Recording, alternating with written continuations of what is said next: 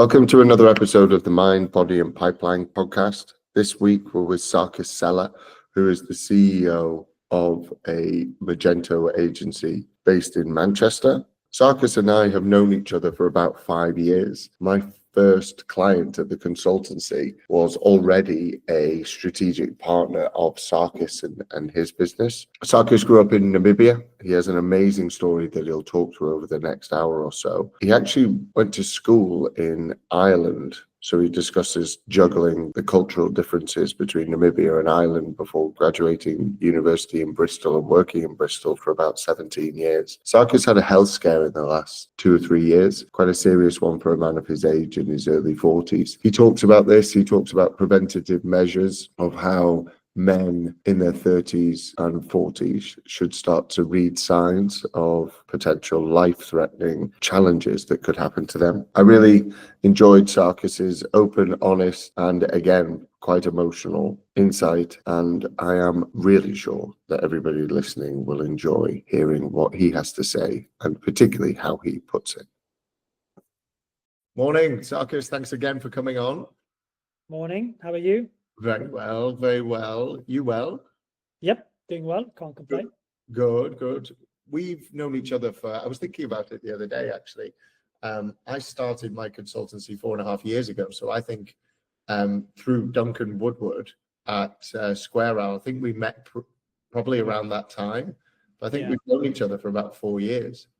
Yeah, I think it's definitely been about 4 years. Yeah, and there's been sort of various different types of engagement, but just always kept in touch, and it's always been very relaxed and just quite chilled out approach to whether we can help each other or not, right? Absolutely, and hopefully 2025 will have more of that. And so I'm aware of ITQ. I know what you guys do. I know the journey that you've been on, and I know a little bit about obviously your health journey, which I'm excited to spend the next sort of hour or so chatting about. But for people watching this who might not be as familiar with ITQ with yourself, can you do a quick intro about what you do within the business and what the business does? Yeah, that sounds good. So yeah, ITQ is an e-commerce development agency. We specialize in front and back end development and integration. So we don't do marketing, we don't do design, we don't do hosting, we don't do sort of any of the other services that sort of surround the e-commerce. We just stick to those sort of core services, and then we have strategic partners to deliver the other bits and pieces, so to speak. I'm one of the founders. I head up the operational side of the business. So I look after all the developers and the testers and the delivery managers, and essentially just make sure people's online shop is making them money. And if it's not, find out why it's not. And if things are broken, fix them. And if they don't have functionality for stuff, suggest ways to implement that functionality. And yeah, we do it mainly on Magento and WooCommerce, and more recently a lot more Shopify. Nice. I think I've ever asked you this question actually. Historically, are you a commercial person or are you a dev? I'm actually, I've got a degree in accounting and finance. So right. I'm a bean counter, as they call it sometimes. So proper boring. I only did the degree because my dad was an accountant, but in hindsight, I probably should have done something like marketing or that type of thing, to be honest. Yeah, sort of. No, we work with a VR agency who's the founder did a law degree, but he only did it because his dad was a lawyer. Yeah. And then he realized, he was like, I didn't enjoy that at all. Yeah. So I spent my early years working for Orange Telecom, Airbus, loads of these sort of bigger companies, just doing the financial, managing budgets, asking for money, that type of thing. So, I mean, it helps me look after the numbers in ITQ.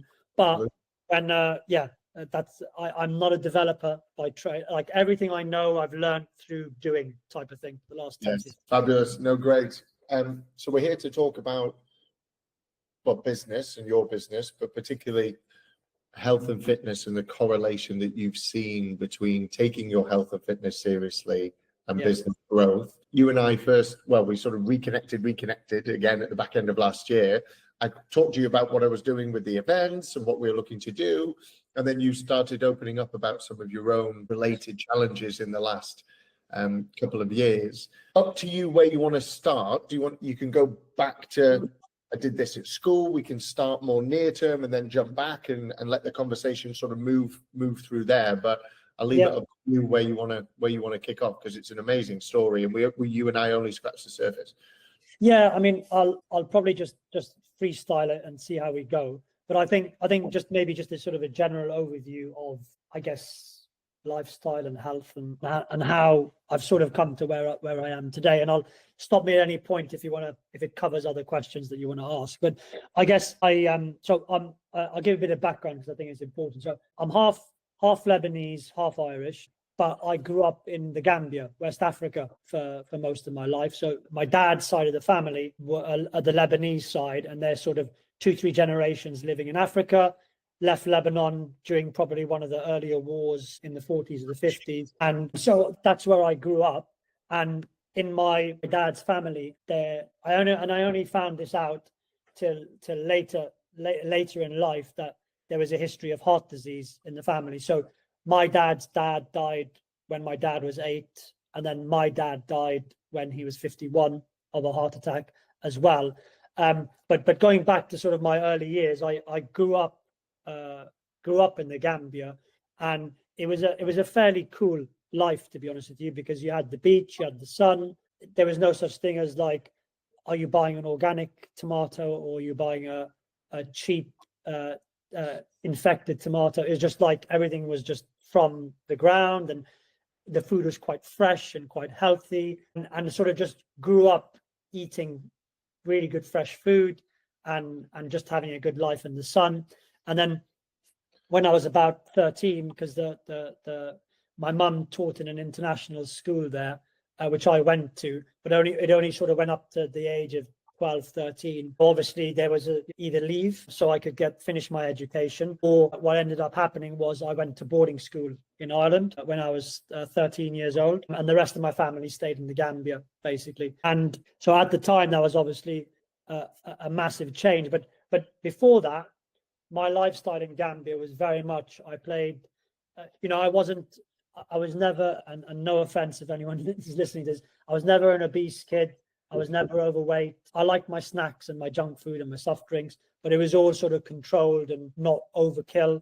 So I was never really overweight and always quite healthy. I played basketball, played volleyball, did relays at school, did long jump, played football as well, played tennis, bit of squash. So like really, really active, and just played loads of sports. And it wasn't defined by like what type of sport I was good at, because I was okay at sports. I wasn't, I was never going to make a national team, but I was half decent type of thing.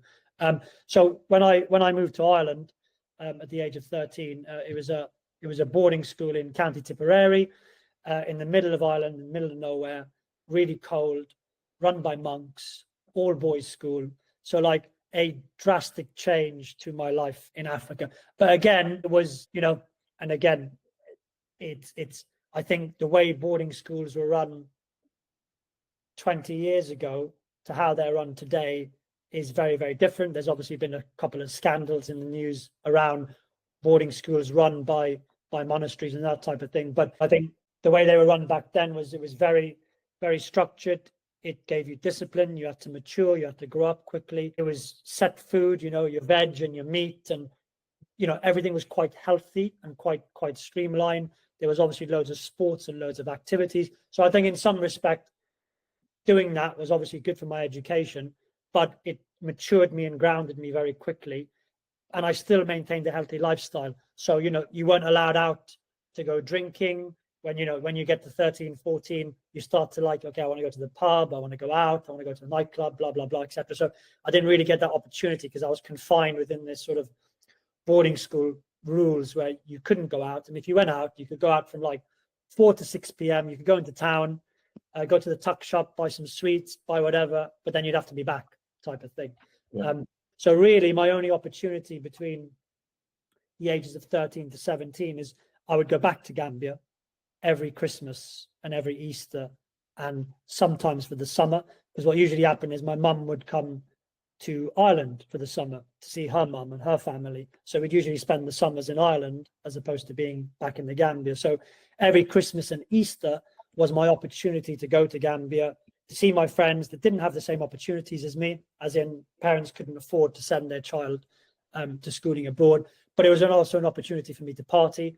And so at that point, it was, I would go there for 2-3 weeks, and I would party, I would go out, I would have drinks, we'd chase the tourists, try and find some girls, because I was in a all boys school and completely starved of any female interaction, to the point where at one point I was quite awkward and nervous. I was unable to hold a conversation with a woman because I've just been surrounded by men the whole time. So there was that sort of stage in my life, and I mean, it served me very well, and I'd like to think throughout that whole period that quite healthy. I still lived quite a healthy lifestyle, and I did what you would probably say, or anyone would say, is like just normal, just having fun, being a teenager, having a drink now and again, and just socializing and having a good time with people.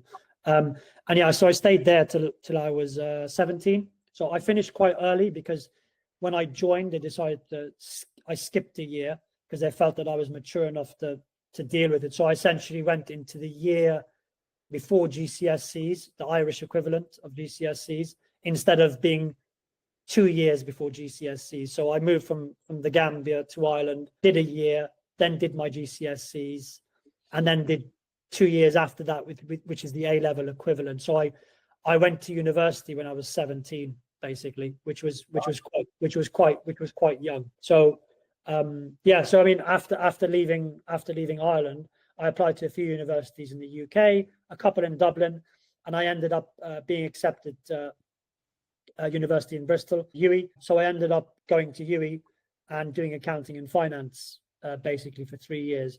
And you know yourself, Guy, you know how uni is. And I was sort of let out of the traps, right? So I'd spent 4 years in boarding school, and it was just party, women everywhere, and I was like, oh my god, this is amazing. It's one of the reasons I don't drink anymore, I think, because I didn't board at school, but we went to a similar school with the same structure with the sport and everything. And as soon as I went to uni, I just went mental. Yeah, absolutely wild. I didn't really drink when I was at school. You said you popped back to Gambia. We just didn't do that. We were playing rugby every Saturday. We were playing rugby on the Sunday morning. We were sports during the week. The borders didn't come out, and it was 60-70% borders, and day pupils was obviously the other percentage. So similar to, I'm sorry to stop you there or cut it, really similar in terms of, I stopped drinking because when I started at like 18, it just lasted solidly until I was about 30. So I just had to knock it on the head. Yeah, exactly. Yeah. So uni was pretty crazy, but I mean, I still did well at uni. I got a good degree. Not that always means you're going to do well in life, to be very honest with you. Becoming more and more superficial, in my opinion. But so finished uni, got my degree, and went straight into working, and I did various jobs and contracting roles. Finished uni when I was 20, and then lived in Bristol for maybe 17 years. 17, no, a bit more. I moved away for a bit, so I went back to the Gambia, and I spent a couple of years there after uni. And I got a job with one of my dad's friends who owned a tour operator. So owned hotels, excursions, that type of thing. So I was the operations manager for that business, making sure that it ticked over and worked properly, which was great fun. Had loads of friends there, got to meet loads of tourists, which was always a nice thing. But then my dad passed away, so then I left Gambia at that point because I just couldn't live there anymore. And I could see that before that happened, I could see that the job wasn't going to take me anywhere, in the sense that I could just be doing that role for 20 years because above me was the owner of the business, and he would pass the business on to his son. So it's just one of those things. So my head was already at, I need to go back to Europe, and I need to sort of put my degree to work a bit and maybe find a better job. So I did that. I moved back to Bristol because it was home ground, I suppose, if you like, and home at the time. And I'd say over the 15 years in Bristol, without, I can give as much detail as you want or as little, but over the 15, 17 years in Bristol, which sort of took me up to the age of 40, 39, 40, I did various roles, contracting roles, working for BT, working for Orange, working for EE, working for Airbus, a couple of the different aircraft like the A380 and all that sort of stuff. And all the roles were contracting roles. So they were I wouldn't say they were highly stressful at all, to be honest with you. I think the way my brain works is I'm quite methodical, and I'm efficient in the sense that once I get to grasp with something, I can put things in place to make sure that I do the job efficiently and it doesn't add any stress. And also my superiors just get what they want, and they don't care. You know, they may think I've worked 8 hours, but I might have done it in 2, because that's just the way my brain works and how I can handle things. So it was never particularly stressful, any of the jobs. And I think throughout my time in Bristol, I'd say still drinking a bit of alcohol, eating healthy-ish, I guess, until I met. Did you ever smoke? I smoked cigarettes. Like on and off when you'd had a few beers? On and off when I had a few beers. But I was never had a pack of fags in my pocket all the time type of guy. And subconsciously, some of that was to do with the fact that I knew my dad had died of a heart attack. He smoked for a long time. He gave up. He started again. His dad died of a heart attack, although I've never met him, so I don't even know. Like, you know, it's funny. And I'd say when you're part of a Lebanese family, the Lebanese people are proper. I'm married. My wife is from Brazil, so Lebanese people are a bit like Brazilians. They're super hypochondriacs. They hate they love doctors and hospitals, but they'll hardly go to a doctor or hospital. But they'll have a cabinet with every single medicine known to man in it, basically. So the Lebanese side of my family, there is not a lot of history into who had what disease, who died from what, so you can pass it on to your kids, and they can pass it on to. So people are more aware of what they need to look out for, how they need to live their life. So in the back of my mind, I was always quite conscious of the fact that I shouldn't smoke, because chances of I smoke, I'll probably die early, like my father. But then, you know, you have a few pints, you're a bit tipsy, and a cigarette tastes bloody good when you've had a few a few beers. No, there is absolutely no doubt. I agree with it. Yeah. So I would say that generally lived a relatively healthy lifestyle. I wasn't the type of person to go and get checkups and blood work every now and again. I think a lot of young people my age or my generation are still not in that mindset that you should have an MOT once a year, you know, blood pressure, bloods, just normal stuff that people really hate doing because they find it annoying, and they find that it's just a hindrance rather than something positive. That's my view anyway. You think that, and I know you're in a really great flow here, and I can tell where the story's headed, and it's fabulous. But just on that point there, because I've only done my second yearly MOT check, but it's because I made a conscious decision 15 months ago to take my health and fitness be the priority in my life, and then everything else just fits around it for reasons that are personal to me. Do you think people just don't want to know the answer? Do you think they just don't really care? 100%. It's hard work if you've got high blood pressure and you need to go exercise or eat, or you need to knock butter on your white bread. It's people don't want to know the answer. And actually, I've got it's not a well. I suppose it is it is a health issue. So, and I think I'll come on to that as part of sort of my journey. But I think you're absolutely right. People don't want to know. People are scared of getting news that means they got to do anything different than what they normally do. Yeah, I agree. If people tell you any different, they're lying. Basically, it's human nature. If you're told walk in a straight line and then for a year, and then you're suddenly told actually every second day you got to walk in circles, people are going to be pissed off, right? I know. I know. Go with the journey. Keep going. Yeah. So I would say that for the best part of my I guess professional career, I lived a relatively healthy lifestyle, but I never really got any checkups.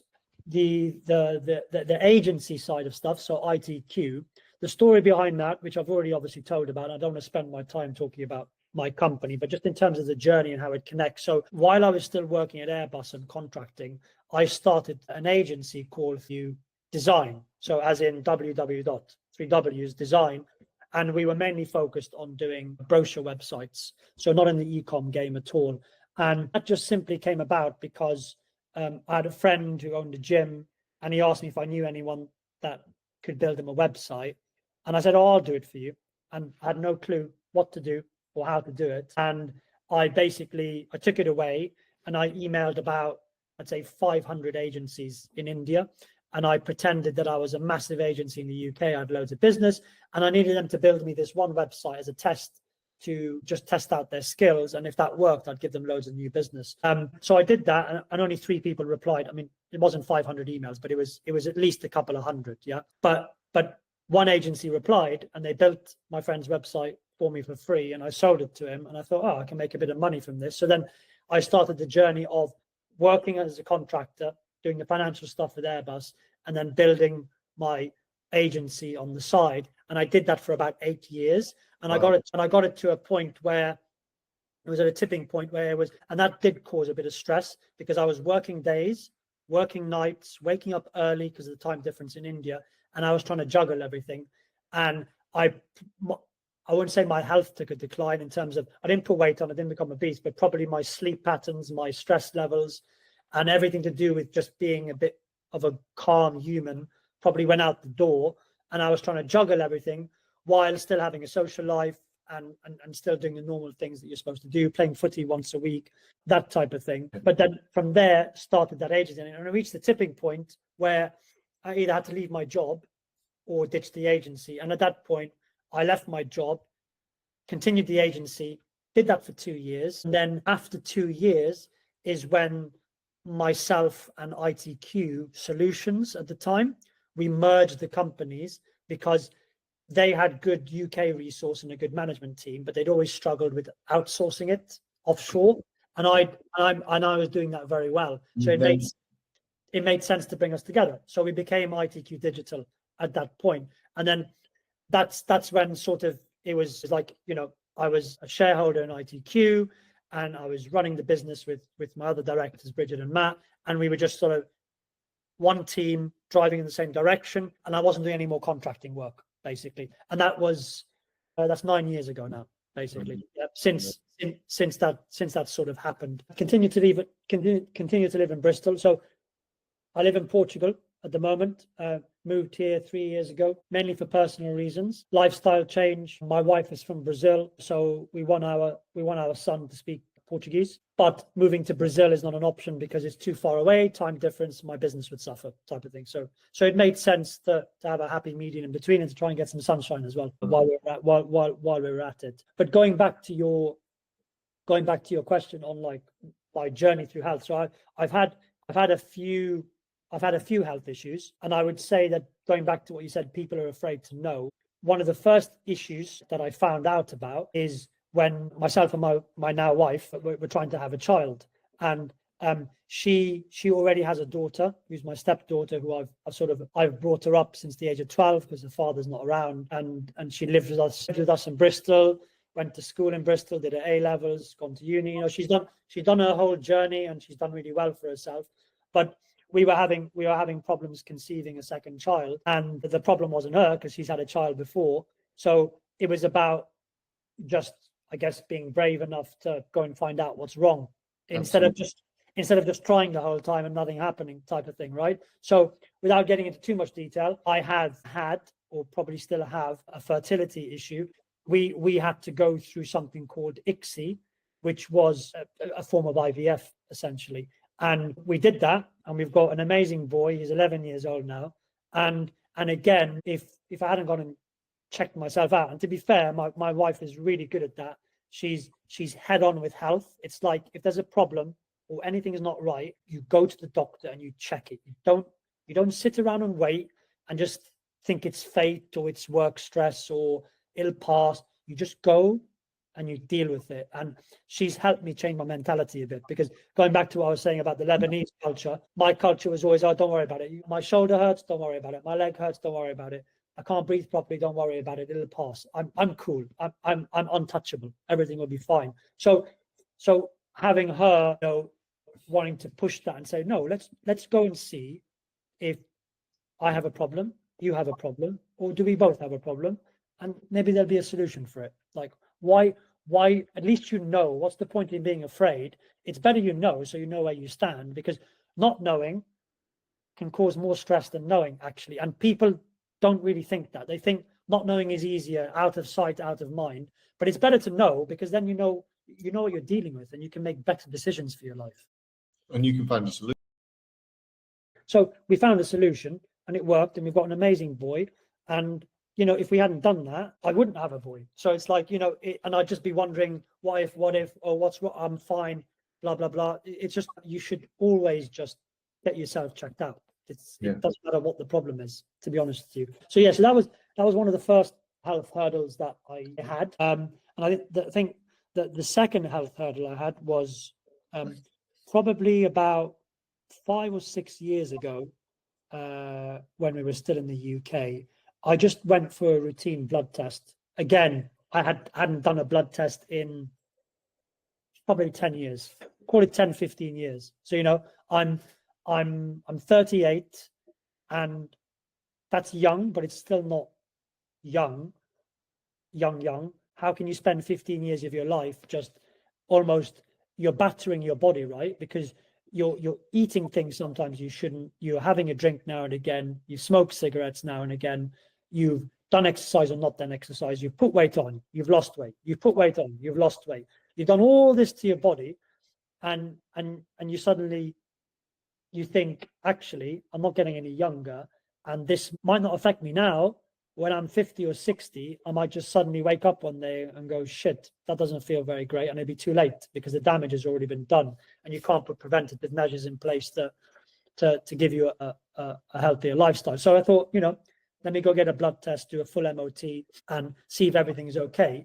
And it actually came back that my liver enzymes were extremely high, to quite a dangerous level. I can't remember the number, but all I remember it being is that they were extremely high. And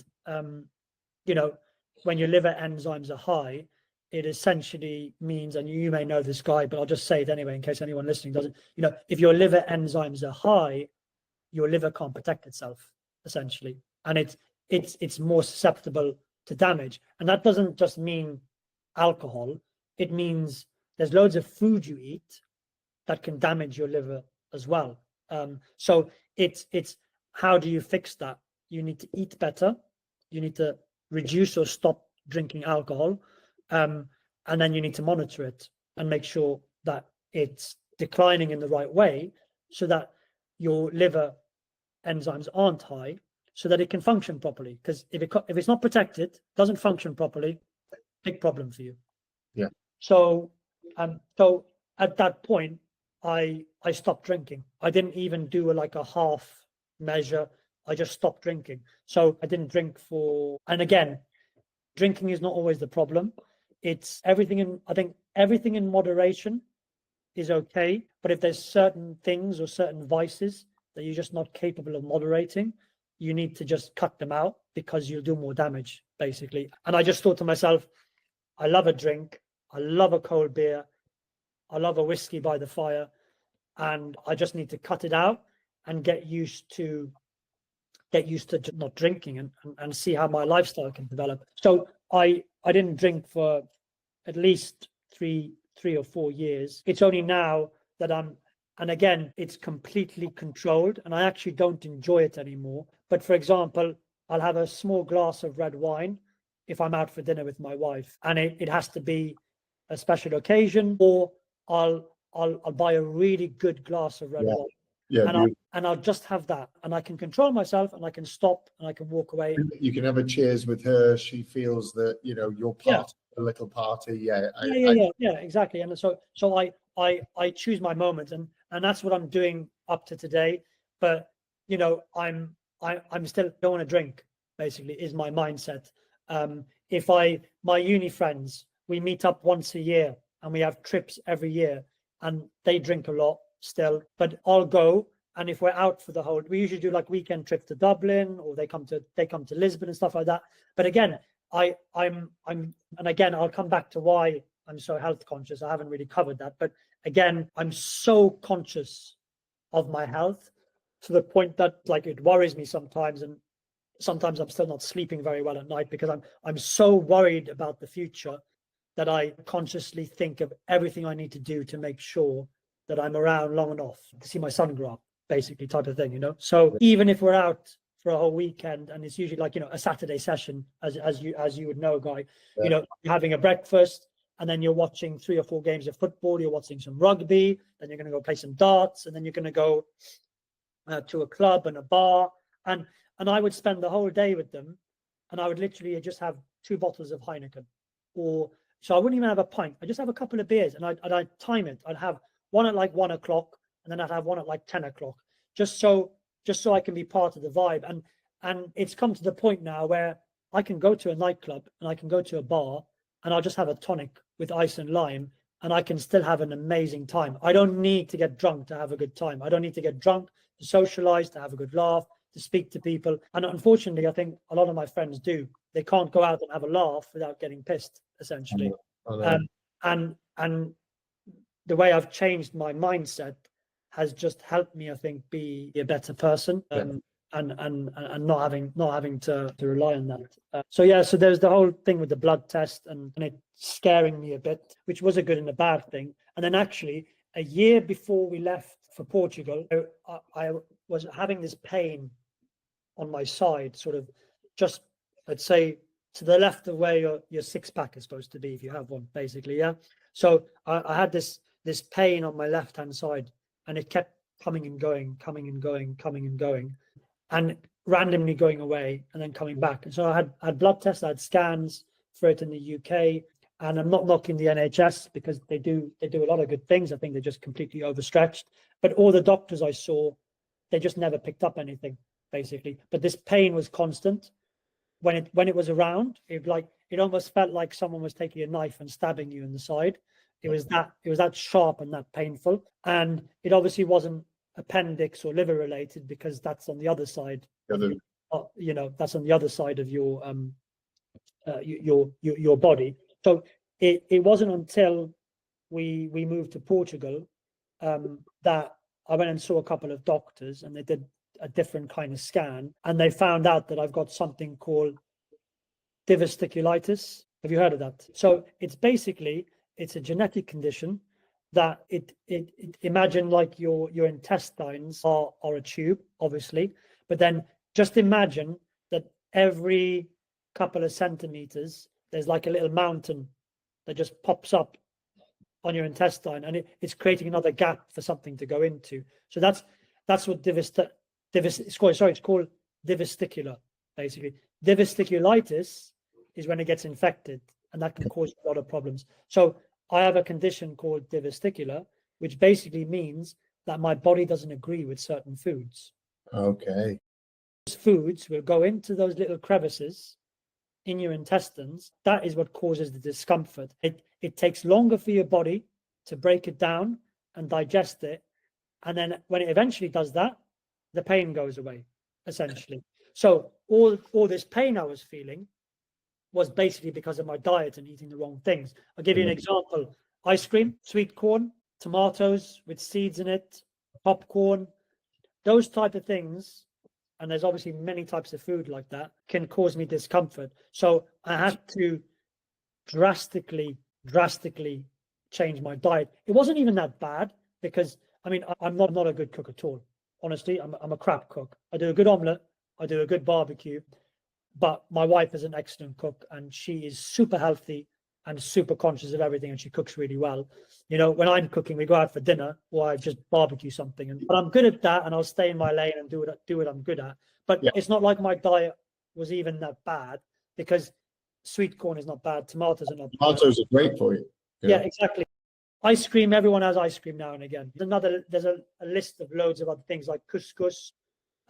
So switching from normal couscous to wholemeal couscous, switching from white rice to wholemeal rice. So I basically just changed loads of things and cut out a lot of sugar, cut out a lot of the things that were causing me. So I just thought to myself, if I'm gonna cut out a lot of these things I like, which are not necessarily bad for you, I just need to cut them out of my diet. I might as well cut some of the other stuff out of my diet that could help me, lower my sugar intake, that type of thing. So I just did that. I went on a massive health phase of just eating really well, lost loads of weight, was a lot trimmer, could see some of the muscles that I couldn't see before. And I just generally felt a lot better with doing that, not drinking, And then with moving to Portugal, the weather's better, outdoor life is better, and I have the opportunity. I play more sports, so I play paddle 3 times a week. I go for a run twice a week now. I play football once a week, and I do all these things.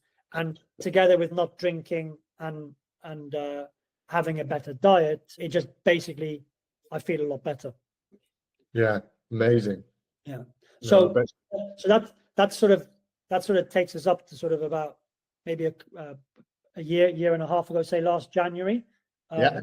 In terms of where I guess my health. There's other little bits and pieces, but I think I've covered enough for now. And what I'm about to say is obviously the big thing that's happened that's really shifted my mindset. And I know there's probably some questions you want to ask, but if I just go through what happened, then maybe it will frame better in terms of what caused it, what do I think caused it, and what I'm doing about it now. But yeah, is that okay?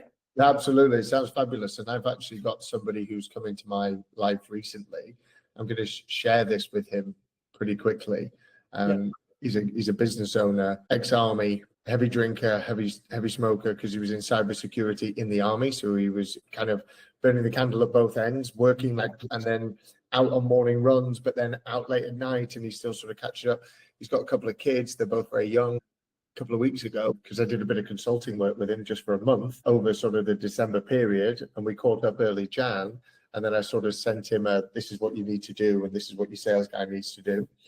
Didn't hear from him, messaged him again, and then he WhatsApped me, and I didn't think much of it because we'd never agreed to continue anyway. I'm waffling a little bit, but the point being is that he'd had a heart attack. Yeah. And I think I don't know how old he is. He's not much older than I am. Might be in his early 40s. How old are you, guys? No. 36. So he's in his early 40s, I think. But anyway, I'm fascinated. I don't want to. Yeah. So I mean, I think that. So I've sort of.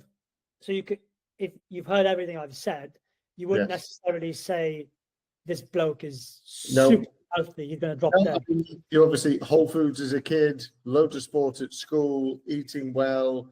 Up and down as everybody does in their 20s and early 30s, but still sort of fairly active. Yeah. Then obviously everything happened with the scans, and the diet went pure whole foods, cut all the sugars out, playing paddle, running, all this type of stuff. And then 13 months ago or so.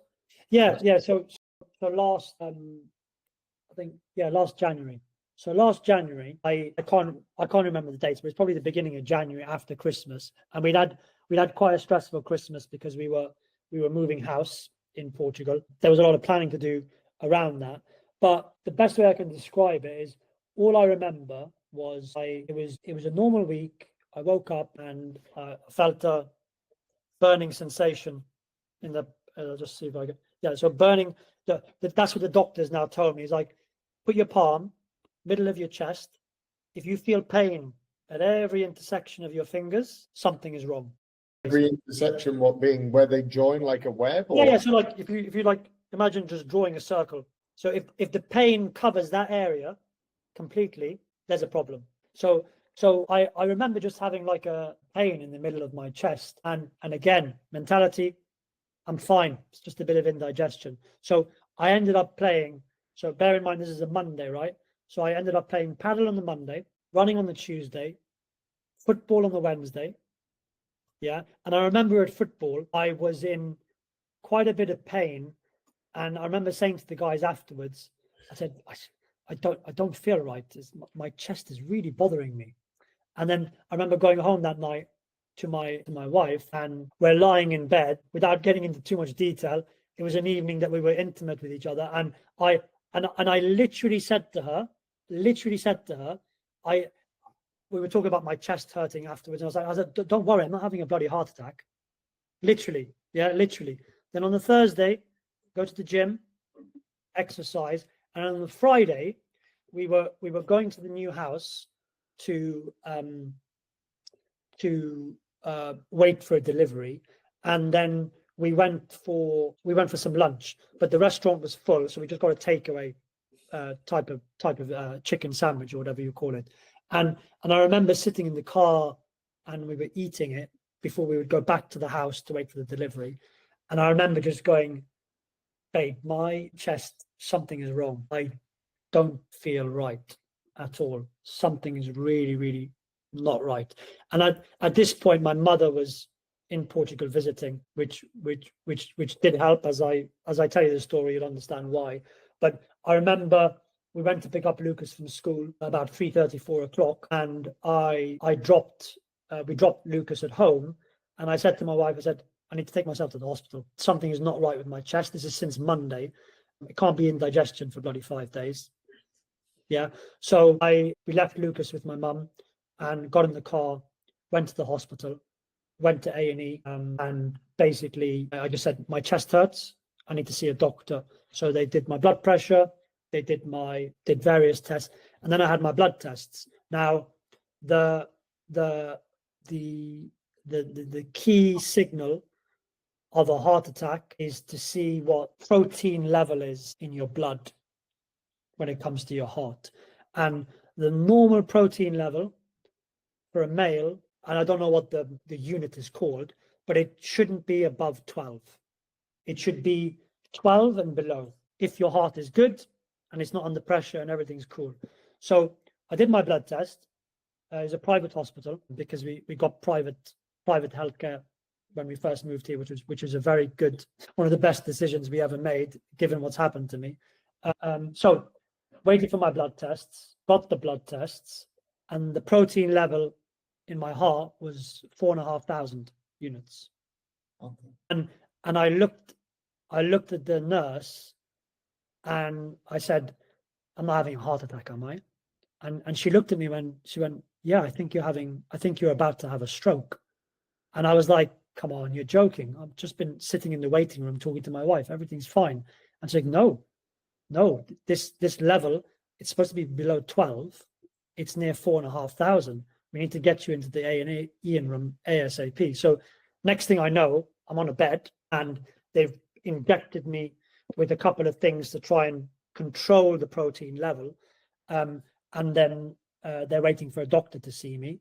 And they're basically, I think we waited for like 45 minutes. Because I mean, at this point, I'm feeling stable. I have a bit of pain, but I'm feeling like I'm not having a heart problem, if you know what I mean, right? You know, because I'm talking, I always associated stroke and heart with basically you're a vegetable and you can't talk to anybody and you can't do anything. But actually, the reality is, it can happen while you're eating, it can happen while you're playing sports, and you're none the wiser. Basically, it's just there's a very fine line between you dropping dead and not dropping dead and being able to seek help. And I'm obviously would be in that bracket.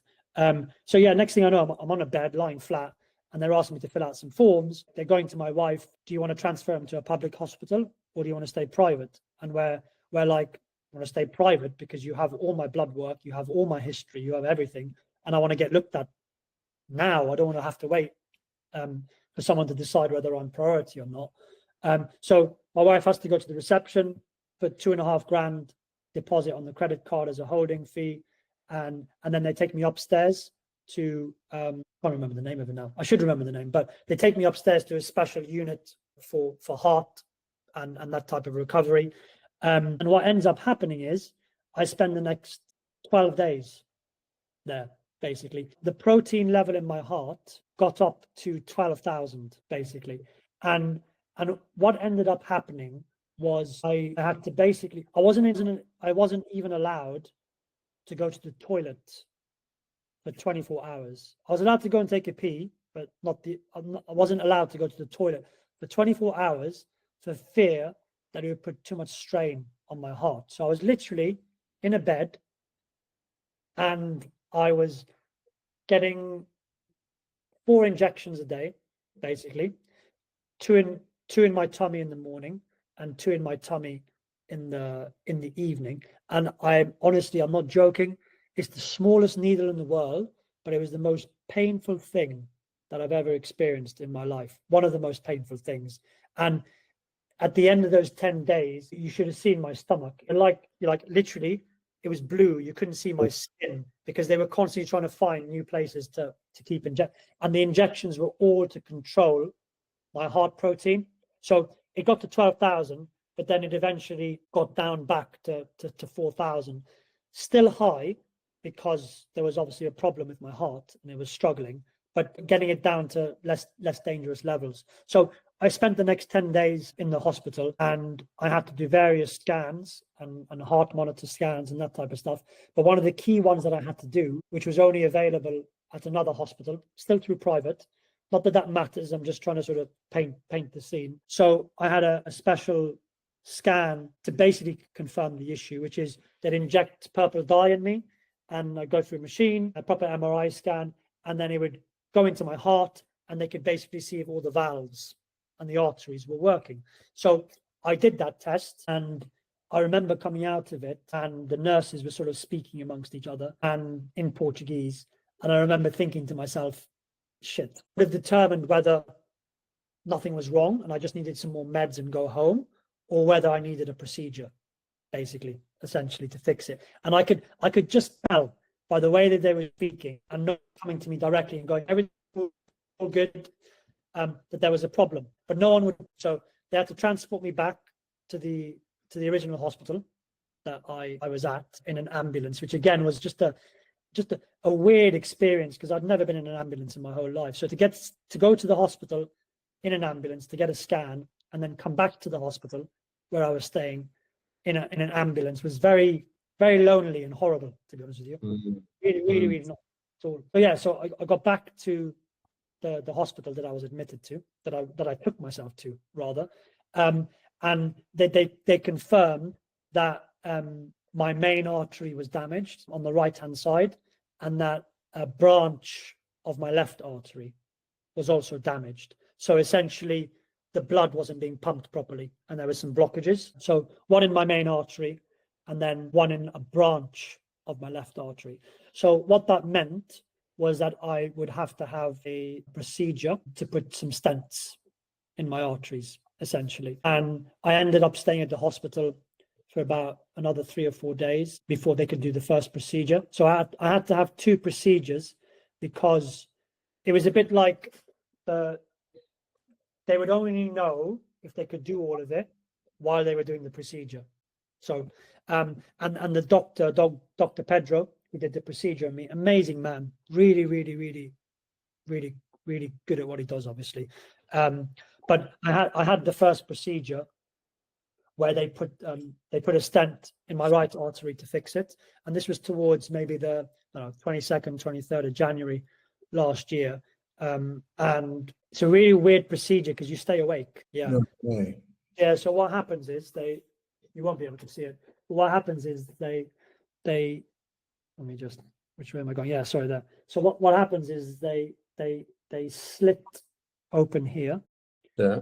Get access to your main vein that goes the whole way to your heart, and then they channel the stent through your body with a balloon, and then they place it on the artery. So Wow. I was literally, it was just like a plastic sheet, so I couldn't see what they were doing to my hand, and they obviously numbed it. Yeah, but the rest of me was awake, and to my left was a massive computer screen, like I'm talking like 52-inch TV, where I could see my heart and I could see them doing the procedure. Yeah, and that's what he said to me, because I actually met him before the procedure, which was really, it gave me a lot of reassurance because he was super chilled. He's like, yeah, we'll do it. You'll be awake. You can watch it on the TV. And I was like, what are you talking about? What are you talking about? So yeah, it's cool, man. Don't worry. All fine. So it gave me a lot of reassurance, but I still shut myself because I was like, how is he going to fix my heart? And I'm going to be looking at it on a bloody TV like it's Netflix. That can't be right. But it was actually quite comforting because I wasn't looking that way where they were doing everything. And the only thing I ever felt was like, imagine like a small little balloon traveling across your chest, but under the skin. All I felt was like a little pinch, just one little pinch. And that was it.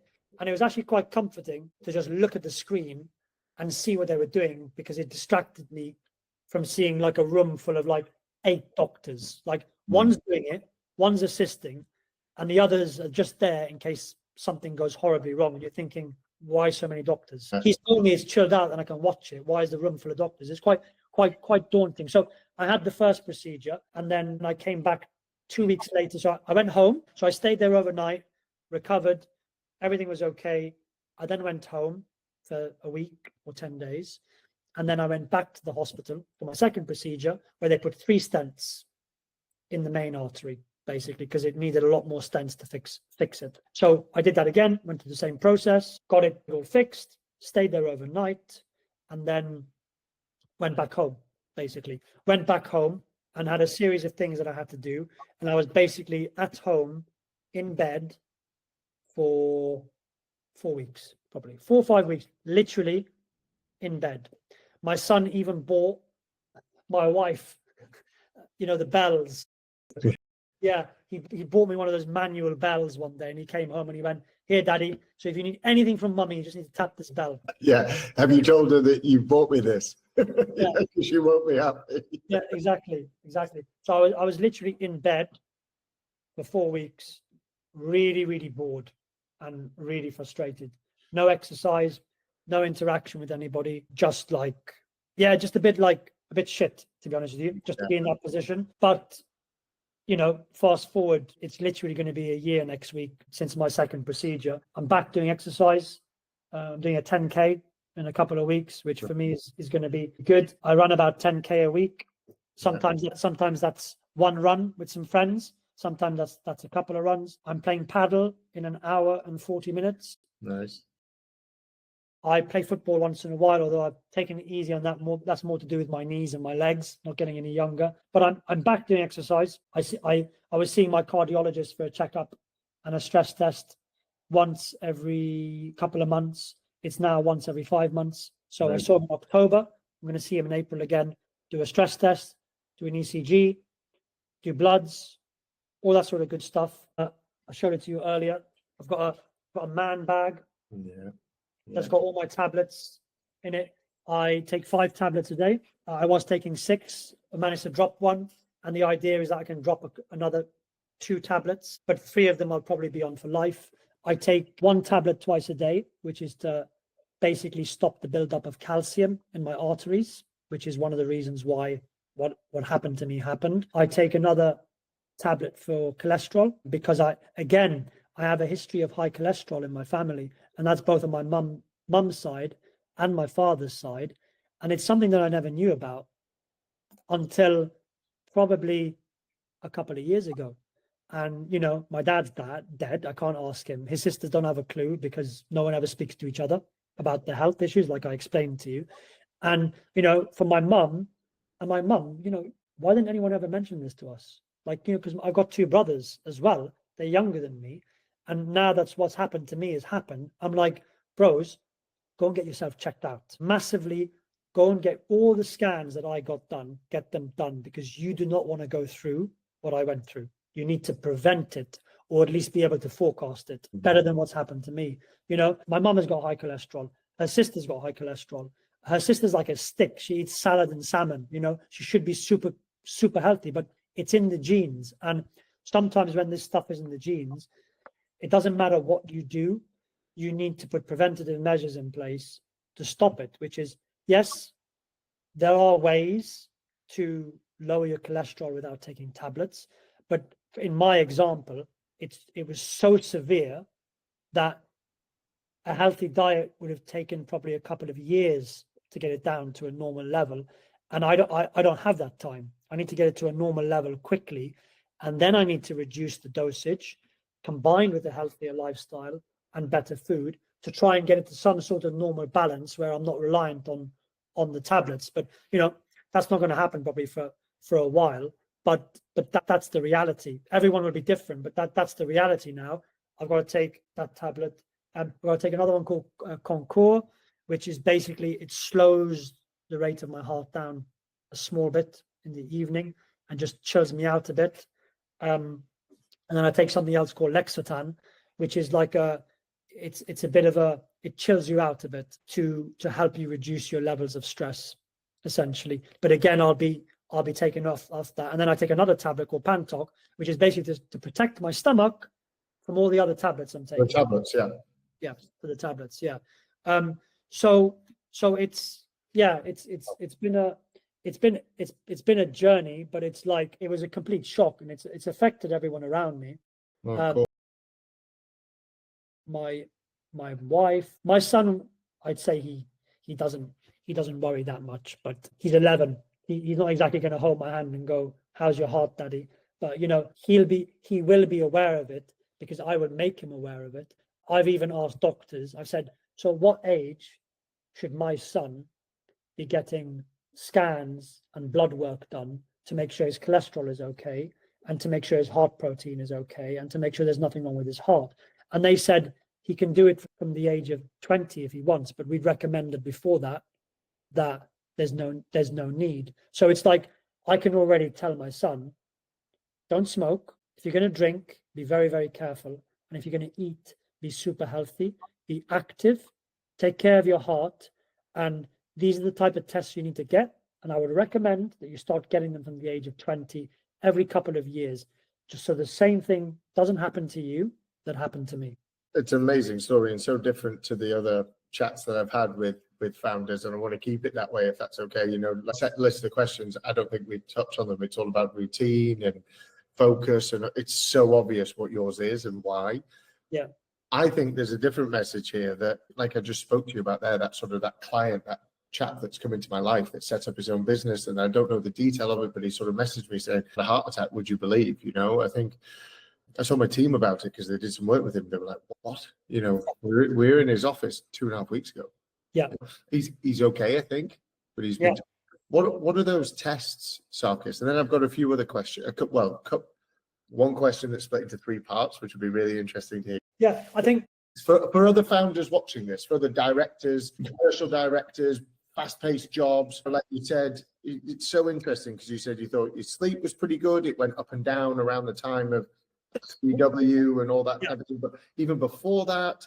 So there's obviously some sort of history here that has affected what is a pretty healthy lifestyle. Yeah, I think we haven't touched on it a lot because I didn't want to make it about my company and the work. But and this is just my personal opinion, I think that the levels of stress that I've had with work, say 2 years prior to this happening, haven't helped. Because although I've talked about exercise routine and eating healthy and all that sort of stuff, doesn't mean that I didn't work late at night and work during the day. Yeah. And doesn't mean that I didn't have sleepless nights and didn't get enough sleep either, right? So, and that's the important thing. I think it doesn't matter what your job is, what your vertical is. I think that no client is more important than your health. And it sounds like a really obvious thing to say, but actually when you're in the thick of it and you're trying to run a business, or you're a one-man band and you have your own consultancy and you're giving advice, you forget that very, very easily. And I think the world that we live in at the moment, with all the stupid terms around AI that are just bandied about, and people don't have a bloody clue what they're talking about, and everything is supposed to be easier. There's a tool for this, there's a tool for that.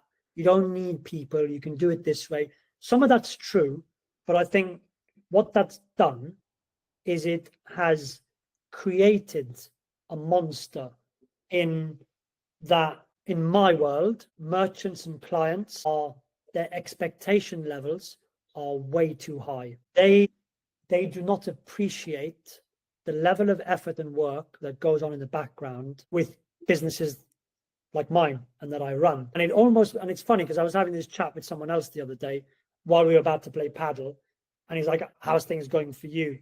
And I went, "Yeah, we've had a pretty crap Q4, and we're trying to recover." And he's like, "Yeah, it's the same with me. I think I'm going to get out of the e-com game because it's becoming a thankless task."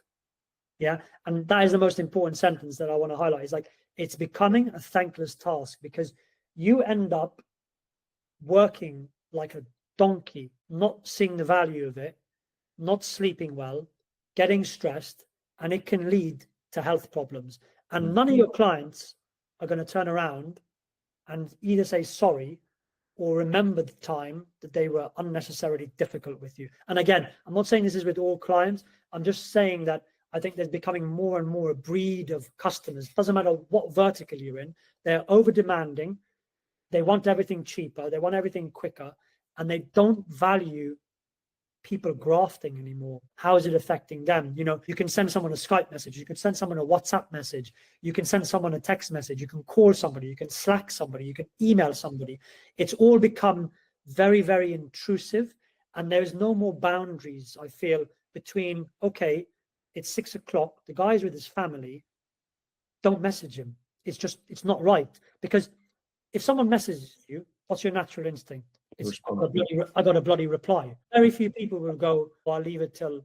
I was terrible with that with my team, and I think they felt the pressure of having to be always on, because I was always on. Yeah. So I was doing it, and it was about a year ago. I said to them, "Does me messaging you, because they say no first time you ask, but is me dropping things in on the weekend or late at night, early morning? Is it? No, you keep doing it." And then I'm like, I bet it is. So now I schedule everything. And it doesn't hit them until 9:30, maybe even 10 o'clock in the morning the following day, so that they can get into their day, and then they see it. And we did the same a few months ago. We were using WhatsApp, and I just said to everybody in the team call, I said, no one is allowed to use WhatsApp anymore in our company to communicate with each other.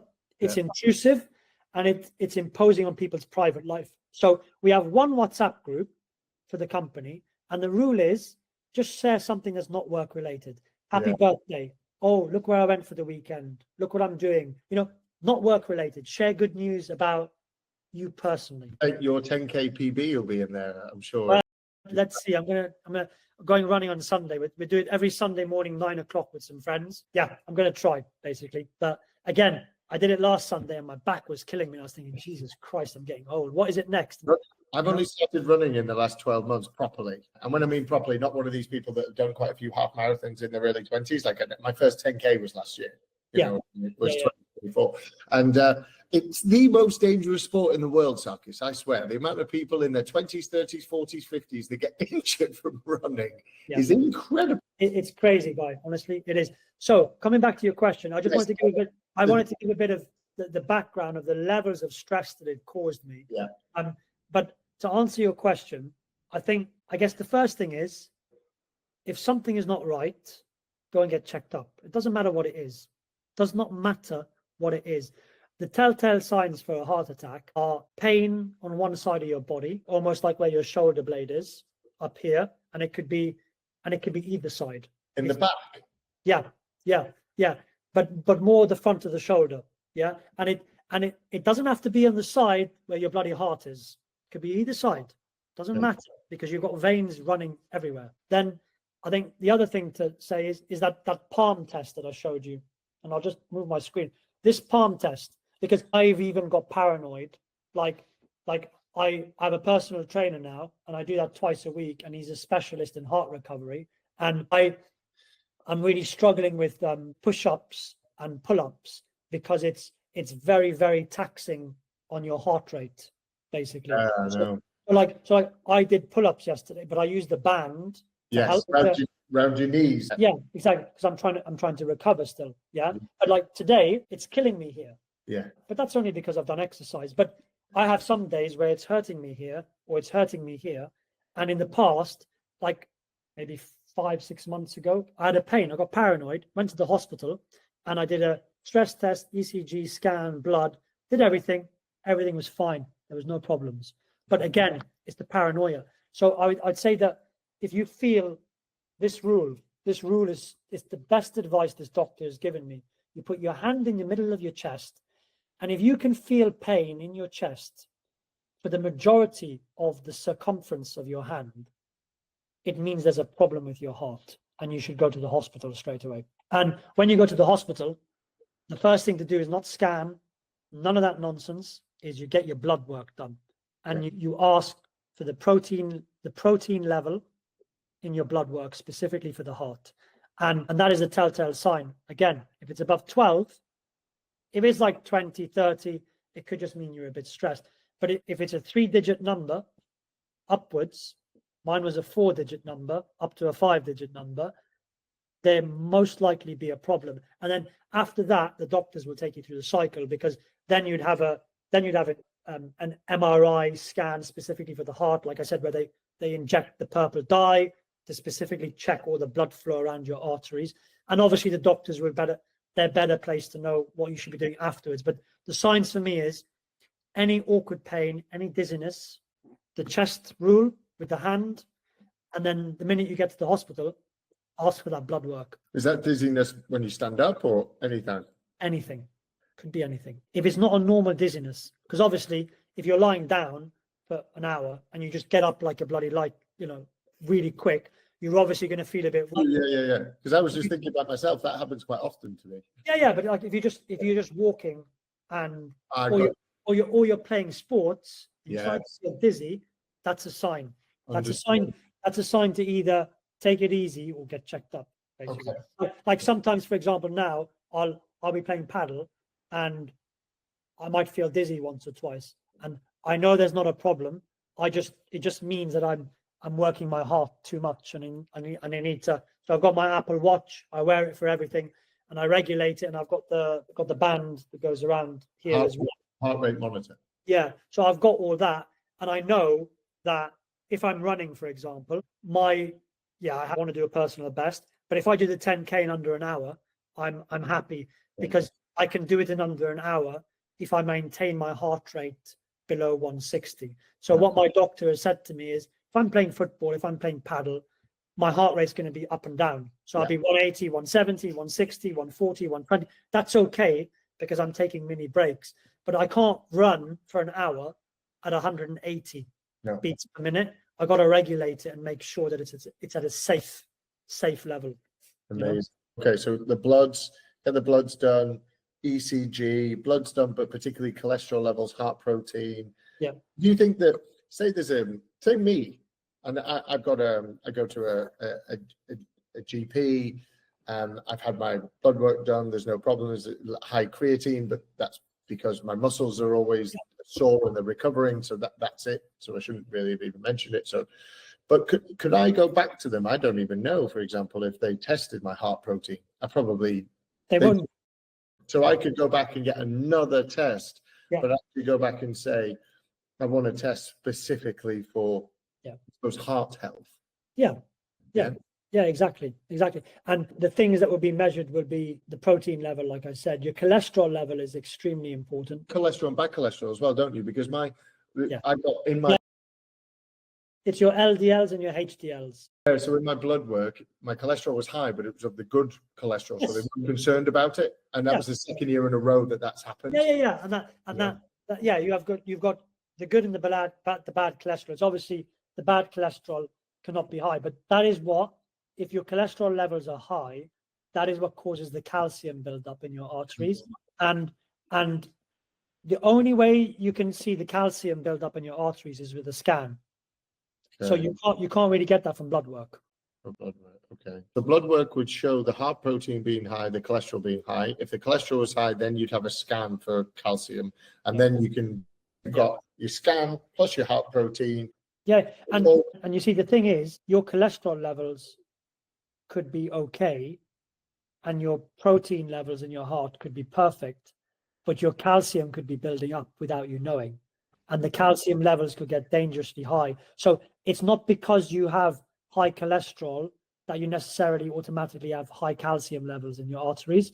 You could be building up a lot of calcium in your arteries, and your cholesterol and protein could be on point and be perfect. Because what will happen is it will build up and build up and build up and build up over years, and then it'll just reach a tipping point where the calcium levels are too high, and then that will set off your protein levels, and that's when it becomes a problem. And that's why people have strokes, people have heart attacks out of the blue without knowing about it, because they're not monitoring the telltale things, which is mainly the cholesterol. Like, I think cholesterol is the trigger for everything, because if your cholesterol is high, the chances of calcium buildup are high, then the chances of blocked arteries are high, which means that your protein levels will shoot up. So it all starts with the cholesterol levels and making sure that that is on point.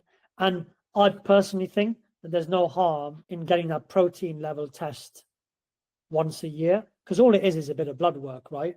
And it'll just put your mind at ease. Whereas doing a full MRI scan or an ECG, it's either costly. Some people can't afford to do it, or it takes a long time to get it on the NHS, or it's more of a ball ache. But I think as long as you can get your cholesterol and your protein levels checked, it'll give you a very good sense check of whether you need to take the next step to ask for a scan, or take the next step to speak to a cardiologist to say, I'm a bit worried. Do you think I should do this? Do you think I should do that? And I don't even think it should be a GP, if I'm being honest, because sometimes GPs, they don't look for these things and they don't ask the question, or they're waiting for you to ask the question. I would, if you have a history, the other thing is, check your family history.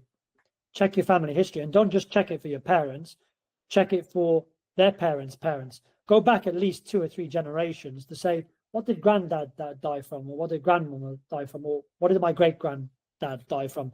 And people may not know.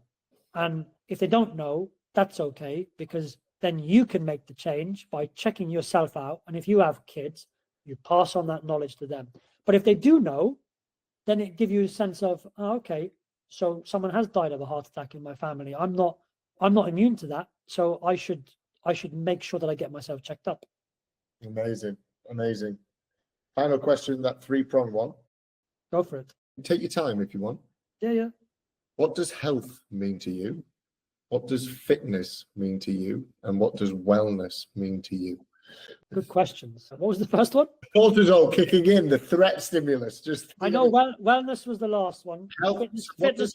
health, fitness, and wellness. That's what the sector is now called, I guess. And I'm just interested to know that the answers have been so varying. It's incredible. Some people have just completely ignored the question and just answered it in a one. Other people have broken it down literally like a textbook. And other people have just off the cuff what their feelings are. But everybody has answered it with prior prep. I think my definition of health would be a couple of things. I think health for me is listening to your body. And I never used to do that, I don't think, because I thought I was invincible. And I think a lot of people don't do that. And I'm going to be a bit sexist here and say, I think a lot of men don't do it, because listening to your body, that's a bloody thing for a woman to do, isn't it?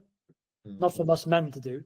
I think you need to listen to your body. And by that, I mean, if you feel something is wrong, that's not normal, go and get it checked out. I think to frame that, you need to do that consistently, basically. You need to do it consistently so that even if nothing is wrong, just have an MOT every now and again. So like, I know for the rest of my life, I am going to get at least 2 MOTs a year. And that's not by choice, because if it was a choice, I'd probably say 1 a year. It's a necessity. If I want to live a long and healthy lifestyle, I got to check myself out twice a year minimum, because of all the health issues that I've had.